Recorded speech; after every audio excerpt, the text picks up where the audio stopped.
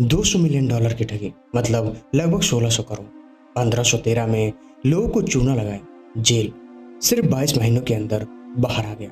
किताब लिखी, हॉलीवुड ने उस पर फिल्म बनाई। किताब के राइट्स के $1 मिलियन यानी करीब $8 करोड़ जेब में। उसी साल जिन लोगों को लूटा था उन्हें कितना दिया?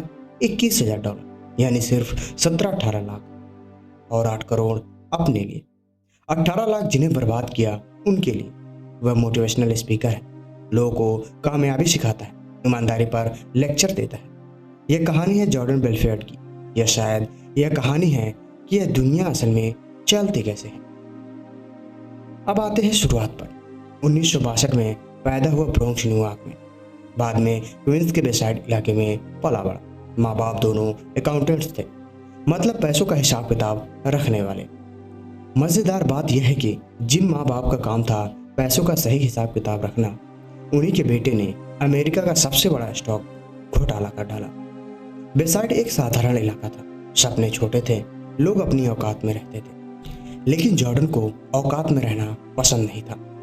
शुरू करते हैं उसके सबसे पहले बिजनेस आइडिया से, बर्फ वाला धंधा। जब वह 16-17 साल का था तब बाकी लड़के लड़कियों के पीछे भाग रहे थे और जॉर्डन पैसों के पीछे भाग रहा था। उसका स्कूल खत्म ही हुआ था।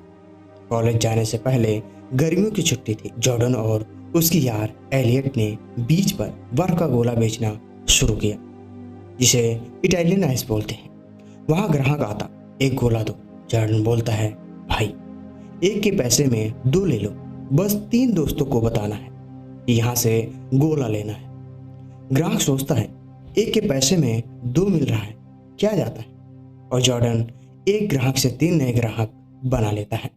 गर्मी खत्म होते ही दोनों ने मिलकर $2,000 कमा लिए। 1980 के $2,000 आज के हिसाब से 60 से 65 लाख रुपए होते हैं। बर्फ का गोला बेचकर ज़्यादातर लड़के इतने पैसे कभी नहीं बना पाते। फिर जॉर्डन ने डेंटिस्ट बनने के लिए यूनिवर्सिटी में एडमिशन ले लिया, यूनिवर्सिटी ऑफ मैरीलैंड की डेंटल स्कूल में। पहला दिन कॉलेज के डीन साहब खड़े हुए, बोले, the golden age of dentistry is over. If you are here to get rich you are going to be slow disappointed. मतलब डेंटिस्ट बन के अमीर बनना है तो भूल जाओ। वो जमाना गया। जॉर्डन उठा, सिर हिलाया, बाहर निकल गया। पहला दिन ही उसका आखिरी दिन था। उसे दांत साफ करने का शौक नहीं था, उसे पैसे कमाने का शौक था, और यह वो रास्ता नहीं था।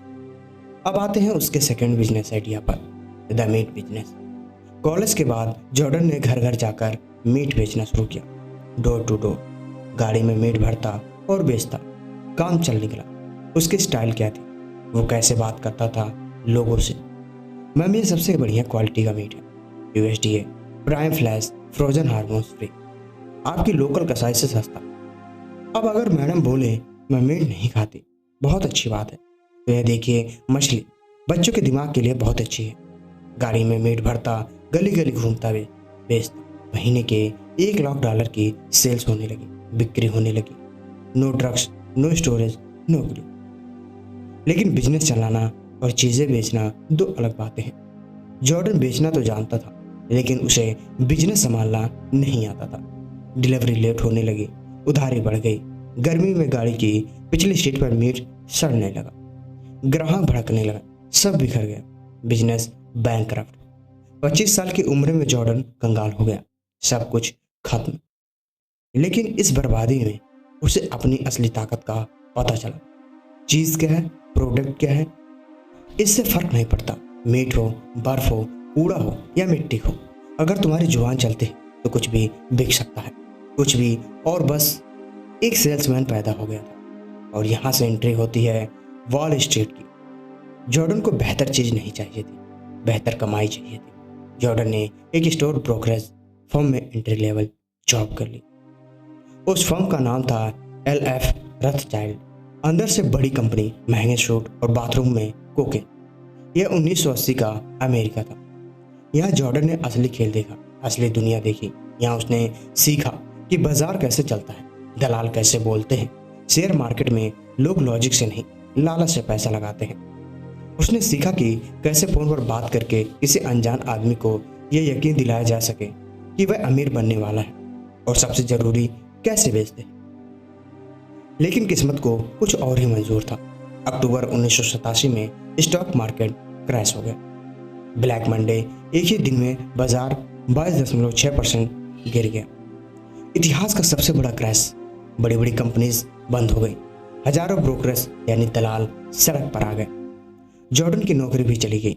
अब सोचो, एक आदमी जिसने अभी अभी सब कुछ सीखा था वह फिर से सड़क पर आ गया।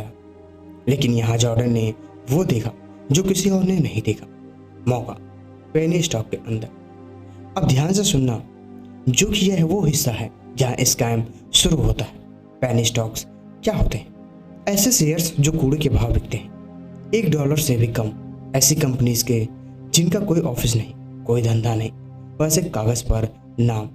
बड़ी कंपनीज के शेयर्स बेचने पर ब्रोकर्स को 1 या 2% कमीशन मिलता था, लेकिन पेनी स्टॉक्स इन्हें बेचने पर 50% कमीशन मिलता था।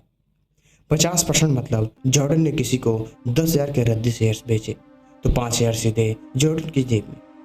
कानूनी था लेकिन सही नहीं था। यह लीगल चोरी थी। लेकिन जॉर्डन को क्या फर्क पड़ता था? उसने फोन उठाया और शुरू हो गया। वो लोगों को कॉल करता और ऐसी कहानी सुनाता जो ऑस्कर जीत सकते थे। हेलो मिस्टर शर्मा, सुनिए, मैं वॉल स्ट्रीट से बोल रहा हूँ। मेरे पास एक ऐसी कंपनी की खबर है जो अगली एप्पल कंपनी बनने वाली है। यह कंपनी अभी छोटी है, लेकिन इसके पास एक टेक्नोलॉजी है जो पूरी होम एंटरटेनमेंट इंडस्ट्री डिसरप्ट कर देगी। ग्राउंड फ्लोर अपॉर्चुनिटी है sir. Pre IPO wall street की रडार पर अभी नहीं आई है। गाइस को अभी पता भी नहीं है, लेकिन जब पता चलेगा, बूम धमाका, 10x रिटर्न मिनिमम। अभी $1 का शेयर है। 6 महीने में आप मुझे सिर्फ थैंक यू करने नहीं, आप बढ़िया बीच हाउस से कॉल करोगे। आज लगाओगे तो 6 महीने में पार्टी करोगे। बोलिए, 4,000 शेयर बुक कर दूँ? मुझे कंपनी समझ नहीं है। सर, कंपनी समझने की जरूरत नहीं है, मौका समझने की जरूरत है।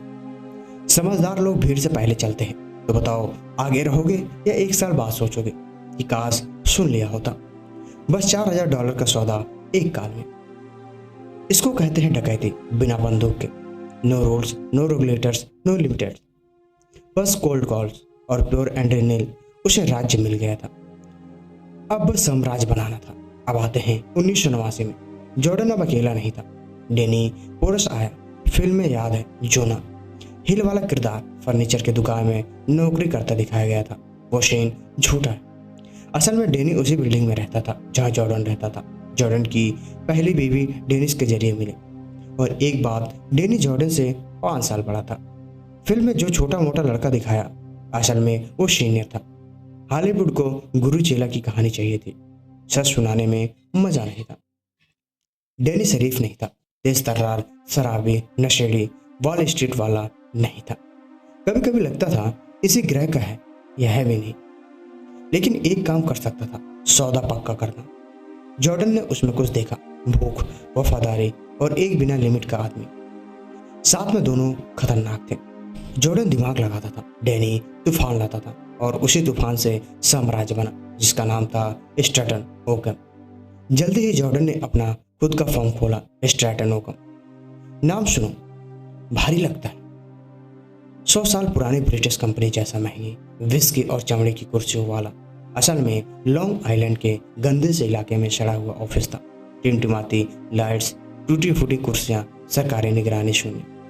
जो लड़के भरे थे या कोई MBA या PhD वाले लोग नहीं थे, एनालिस्टिस्ट नहीं थे, पढ़े लिखे भी नहीं थे। वो बार टेंडर थे, कॉलेज छोड़े हुए थे, मोहल्ले के लफंगे थे जिनके पास खोने के लिए कुछ भी नहीं था और पाने के लिए पूरी दुनिया थी। जॉर्डन को एक्सपीरियंस नहीं चाहिए था, भूख चाहिए थी। सोचने वाले नहीं चाहिए थे, बेचने वाले चाहिए थे। जॉर्डन ने इन्हें ट्रेन किया। उसने एक सिस्टम बनाया जिसे कहते हैं स्ट्रेट लाइन पर्सुएशन। इसका मतलब सिंपल था, कस्टमर को हेलो से लेकर पैसे कहाँ भेजो तक सीधी लाइन में ले जाना। अगर कस्टमर बोले मैं सोच के बताऊंगा तो उस पर प्रेशर डालो। अगर वो बोले बीवी से पूछना है तो उसकी मर्दानगी पर सवाल उठाओ। क्या आप अपने घर के फैसले खुद नहीं लेते सर? क्या आप अपनी फैमिली को अमीर नहीं बनाना चाहते? अगर वह बोले पैसे नहीं है तो बोलो साफ क्रेडिट कार्ड से भी हो सकता है। अब पैसा इन्वेस्ट कर रहे हैं, उड़ा नहीं रहे। हर ना का जवाब था, हर बहाने का तोड़ था। यह ऑफिस एक नॉर्मल ऑफिस नहीं था, यह एक कल्ट था, एक पागलपन का अड्डा। सुबह से शाम तक लड़के फोन पर चिल्लाते थे, गालियां देते थे, झूठ बोलते थे, ऑर्डर्स बंद नहीं होते थे, और जब डील क्लोज होती थी तो वह फोन पटक देते थे और पूरा ऑफिस तालियां बजाता था। पैसा बरसता था, मीटिंग्स रूम में स्टेपर्स नाचते थे, चीखते फोन, एयर हॉर्नेस, $2000 के सोर्स और इतना नशा की गैंडा मर जाए। वहाँ ड्रग्स ऐसे चलते थे जैसे चाय पानी, कोकेन, पेल्स, शराब। क्यों? क्योंकि जब तुम दिन भर लोगों को लूट रहे हो तो तुम्हारा ज़मीर तुम्हें सोने नहीं देगा। इसलिए यह लोग नशे में धुत रहते थे ताकि उन्हें याद न रहे कि वो क्या कर रहे हैं। जो अच्छा बेचता उसे राजा जैसा ट्रीट किया जाता। बोनस, छुट्टियां, महंगी घड़ियां ऑफिस में ट्रॉफी की तरह उछाली जाती। जो अच्छा नहीं बेचता सबके सामने बेइज्जती, घंटों में बाहर नया लड़का तैयार। फर्नीचर नहीं, कंपनी की गाड़ी नहीं, जिन्हें भी एक बार उसमें क्रीम और शराब भर दी। जॉर्डन अब मालिक नहीं था, वो महंगे सूट में एक कल्ट का नेता बन गया था। स्ट्रैटन ओकमैन की चालाकी सिर्फ यह नहीं थी कि कैसे बेचते थे, किसको बेचते थे, यह थी भूले बिसरे लोग, काम के रिटायर हुए बूढ़े, परेशान माँ बाप, वो लोग जिन्हें बड़ी कंपनीज इग्नोर करती थी। स्ट्रैटन उन्हें उम्मीद बेचता था, जल्दबाजी में लपेटकर, झूठे भरोसे में सजाकर, हवाई अंदाजों से सजाकर। शुरू में कूड़े वाले पेनी स्टॉक्स थे, ऐसी कंपनी जो अपनी प्रेस रिलीज के बाहर एग्जिस्ट ही नहीं करती थी। लेकिन जैसे पैसा आया, खेल बदला। अब नकली कंपनीज नहीं थी, असली आईपीओज थे। सस्ते में ढेर सारे शेयर्स खरीदो, सेल्स फ्लोर का हाई मशीन बनाओ, कॉल पर कॉल, वादे पर वादे, बाजार में नकली एक्साइटमेंट भर दो, शेयर का दाम ऊपर ले जाओ, फिर जब दाम सबसे ऊपर हो सब बेच दो, हजारों लोगों को कूड़ा पकड़ा के छोड़ दो। इसे कहते हैं पंप एंड डंप। लेकिन स्ट्रैटन ओकमाउन में इसे कहते थे एक नॉर्मल ट्यूस्डे। 1994 तक स्ट्रैटन ओकमैन जोरों पर था। कंपनीज को बाजार में उतार रहे थे, करोड़ों इधर उधर हो रहे थे, देश भर में चर्चा थी। लेकिन ऊपर से जो चमक थी, अंदर से सब सड़ रहा था। वही खेल बार बार, शहर का भाव बढ़ाओ, सपना बेचो, हकीकत पकड़े उससे पहले भाग जाओ। लेकिन अब वो छुप नहीं रहते। SIC अमेरिका की सरकारी एजेंसी ने शक करना शुरू कर दिया। शिकायतें आने लगी। लोगों ने डॉलर में खरीदा, 30 सेंट्स पर गिरते देखा। अंदर से भी कुछ दलाल सवाल पूछने लगे। ऐसे शेयर्स बेच रहे थे जिनकी कंपनी का कोई धंधा नहीं, कोई माल नहीं, कभी कभी फोन नंबर भी नहीं। जॉर्डन अभी इतना अमीर हो चुका था कि उससे समझ नहीं आ रहा था कि पैसा कहाँ रखे। उसने स्विट्जरलैंड में बैंक अकाउंट्स खोले। पैसा स्विट्जरलैंड भेजने के लिए उसने लोगों की पीठ पर कैश बांध कर भेजा।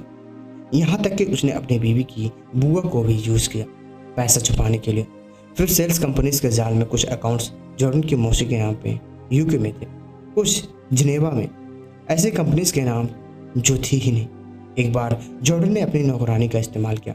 नोटों से भरे हुए लिफाफे कपड़े में सिलकर जॉर्डन इसे कहता था प्रोटेक्शन ऑफ मनी। FBI इसे कहती थी काला धन सफेद धन। वो कैसीनो जाता, $100 के चिप्स खरीदता, थोड़ा जुआ खेलता, चिप्स वापस पैसों में बदलवाता, साफ पैसा आर्ट गैलरीज में महंगी पेंटिंग्स खरीदता, नगद में बेच देता। काले को सफेद करने से सारे रास्ते फर्म के अंदर हालात बदल रहे थे। नशा जो पहले इनाम था अब वह जरूरत बन गया था। क्वालूट्स की गोलियां पिघलना धीमा कर दी, कोकेन वापस टेस्ट कर दी। लोग कॉल्स के बीच में बेहोश हो जाते। एक दलाल को सेल्स फ्लोर पर दौरा पड़ गया। कमीशन पर झगड़े होते, औरतों पर झगड़े होते। यहाँ बस यूं ही कम से कम 2 लोगों को मारपीट के बाहर निकालना पड़ा। जॉर्डन वो फर्म से भी तेजी से बिखर रहा था। बीवी से रिश्ता टूट रहा था। सोफे की गद्दियों में गोलियां मिलती, बाथरूम में सुइयां। एक बार उसने नशे में अपनी फरारी दीवार में घुसा दी। बगल की सीट पर कौन थी? उसकी 3 साल की बेटी। 1996 जॉर्डन अपने जहाज पर था। यार्ड इटली से सर्डिनिया जाना था। फिल्म में जहाज का नाम नेओमी दिखाया गया है। मार्क रॉबी के किरदार के नाम पर असल में नाम था नडीन जॉर्डन की। दूसरी बीवी नडीन के नाम पर 167 फीट लंबा कैप्टन ने कहा, तूफान आ रहा है, मत जाओ। जॉर्डन नशे में था। शराब की गोलियां भी पक्का था कि उसे कुछ नहीं हो सकता। निकल गया समंदर के बीच में। जहाज में पानी भरने लगा। जहाज पर जॉर्डन बेबी, बेटी और करीब 16 करोड़ के गहने और नशा इटालियन नेवी को हेलीकॉप्टर से बचाना पड़ा। जहाज डूब गया। कोको साल का 167 फुट जहाज जॉर्डन बच गया। न्यूयॉर्क में दीवारें बंद हो रही थी। अखबार वाले सूखने लगे थे। पुराने नौकर बोलने लगे थे। लेकिन सबसे खतरनाक था ग्रेगरी कोलमैन, FBI का एजेंट, फाइनेंशियली क्राइम्स वाला। फिल्म में काइल चैंडलर ने इसी पर बेस्ड किरदार किया था। कोलमैन ने खतरे के झंडे नहीं देखे, उसे खून की गंध है। धीरे धीरे जुड़ने लगा। स्टैटन की फोन स्क्रिप्ट निकलवाई, बैंक के रिकॉर्ड्स मांगे, ऐसी प्रॉपर्टी ढूंढी जो जॉर्डन की आमदनी से मेल नहीं खाती। देखा कि जॉर्डन $100 पर $100 करके पैटर्न में पैसा निकाल रहा था, कैसीनोज में जा रहा था, आर्ट गैलरीज में जा रहा था, फिर गायब हो जाता था। कोलमैन को पता था इसका मतलब क्या है। जॉर्डन को आखिरकार पता चला। उसके अपने कुछ आदमी उलट चुके थे। एक किसी और मामले में पकड़ा गया, दूसरा बोनस ना मिलने से जला हुआ था। उन्होंने रिकॉर्डर वायर पहने कॉल्स रिकॉर्डर किए, फाइल दे दी और जैसे जैसे आग बढ़ी लोग कूदे, ईमानदारी से नहीं, अपनी खाल बचाने के लिए। जो लोग जॉर्डन के साथ रोज खाना खाते थे वो उसके खिलाफ सबूत जमा कर रहे थे। दिसंबर 1996 सुबह सुबह सरकारी एजेंट स्टार्टन अकाउंटेंट पहुंचे। फोन डेस्क से उखाड़ दिए गए, अलमारियां खाली हो गई, कंप्यूटर्स कॉपी हो गए। किसी ने कागजात टॉयलेट में बहाने की कोशिश की, किसी ने ब्रीफ केस में कतरे हुए कागज लेकर निकालने की, फर्क नहीं पड़ा। FBI के पास जो चाहिए था वो था, लेकिन जॉर्डन रुका नहीं। 1997 में जब जांच चल रही थी और साफ बोला गया था पैसा मत हिलाओ, जॉर्डन ने स्विट्जरलैंड को मिलियंस डॉलर भेज दिए। वो ट्रांसफर पकड़ा गया। बातचीत रिकॉर्ड हो चुकी थी।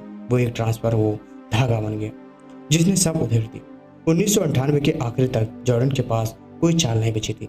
FBI के पास रिकॉर्डिंग्स थे, ISI के पास फाइल्स थे। जो साम्राज्य जो फोन कॉल्स और झूठे वादों पर बना था ढह चुका था। उसकी बारी थी। 30 साल तक की जेल हो सकती थी। तो जॉर्डन ने वो किया जो हमेशा करता था, बेचा। पर शेयर्स नहीं, उसने खुद को बेचा। वो रैट बन गया। उसने एक चूहे की तरह अपने सारे दोस्तों, सारे पार्टनर्स, यहाँ तक कि अपने बचपन के यारों को भी बेच दिया। उसने वायर पहना, लोगों की बातें रिकॉर्ड की और FBI को दे दी। एक एक करके जो लोग उसकी पूछा करते थे रसीदों की तरह सौंप दिए। 30 से ज्यादा लोगों पर केस चला। ब्रोकर, साझेदार, दोस्त। कुछ ने स्टैंडर्ड स्कूल के बाद सीधे ज्वाइन किया था। जॉर्डन से बेचना सीखा था, उसका तरीका अपनाया था।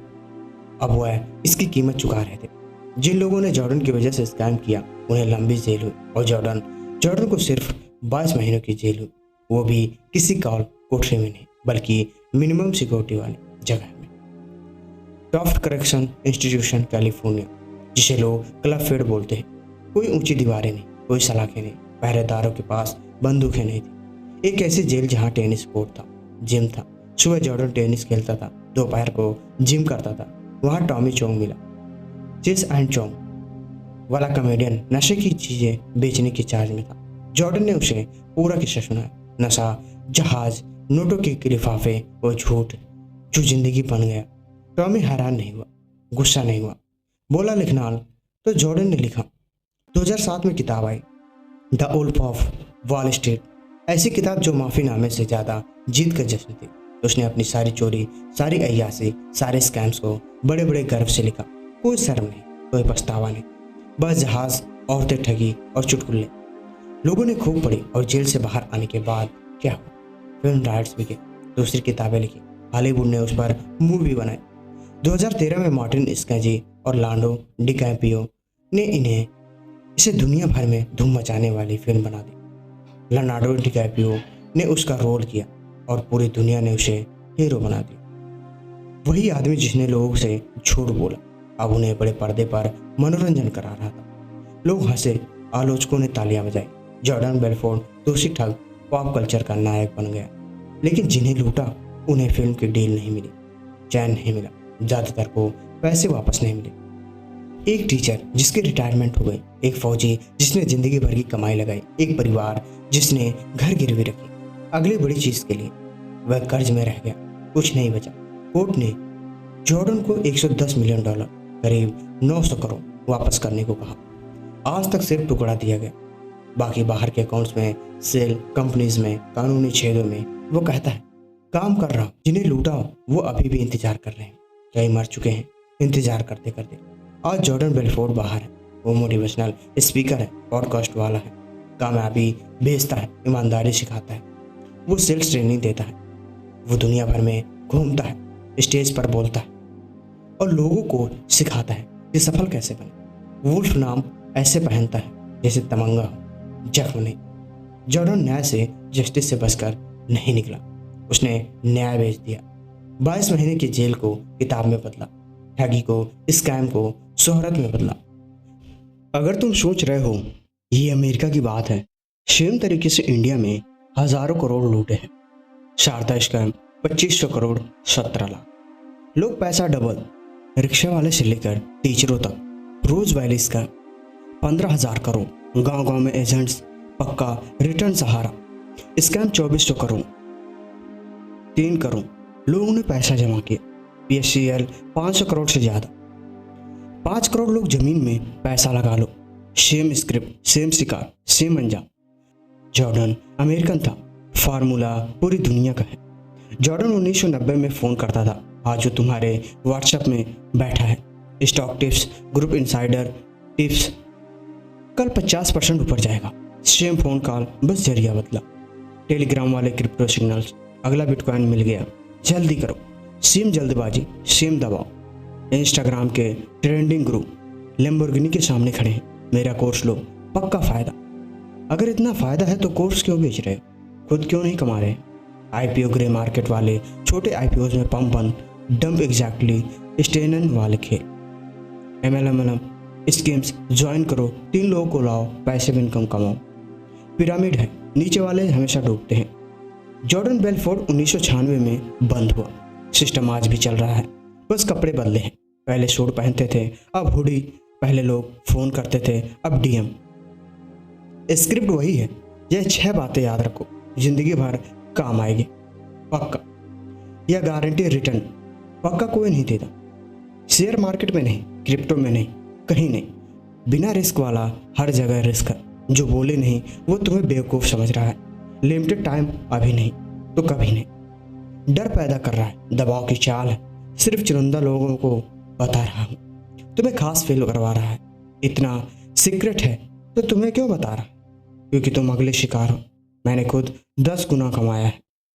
देखो, लाइफस्टाइल सबूत मांगो, असली स्टेटमेंट्स मांगो। स्क्रीनशॉट्स फेक होते हैं, लाइफस्टाइल उधार की होती है। जॉर्डन बेलफोर्ड का पूरा करियर इन 6 लाइंस पर था। आज भी हजारों लोग यही लाइंस यूज कर रहे हैं। फोन से व्हाट्सएप हो गया है, दलाल से इन्फ्लुएंसर हो गए हैं। अब सवाल यह उठता है कि गलती किसकी है? जॉर्डन की? हाँ, वो स्कैमर था, लेकिन जिन्हें लूटा उन्होंने भी गलती की थी। जिसने बोला था किसी अनजान की कॉल पर जिंदगी भर की कमाई लगा दो, पक्का रिटर्न सुनकर घंटी नहीं बजी। जॉर्डन ने लूटा, लेकिन उन्होंने आंख बंद करके बटुआ खोल दिया। लालच दोनों तरफ था। हम एक ऐसी सोसाइटी में रहते हैं जहां अगर कोई गरीब चोरी करे तो उससे जेल होती है, और अगर कोई अमीर चोरी करे तो उस पर मूवी बनती है। हम जॉर्डन जैसे लोगों को इंस्टाग्राम पर फॉलो करते हैं, उनकी रील्स देखकर सोचते हैं वाओ व्हाट अ लाइफ। हम भूल जाते हैं कि वो लाइफ स्टाइल किसी की लाशों पर बनी है। मैं लालची था, जॉर्डन ने एक बार बोला, लेकिन बाकी सब भी तो हैं। शायद इसलिए वह बच गया, क्योंकि दिल में हमने कभी नहीं चाहा कि उसे सजा मिले। हम उसकी जगह होना चाहते थे।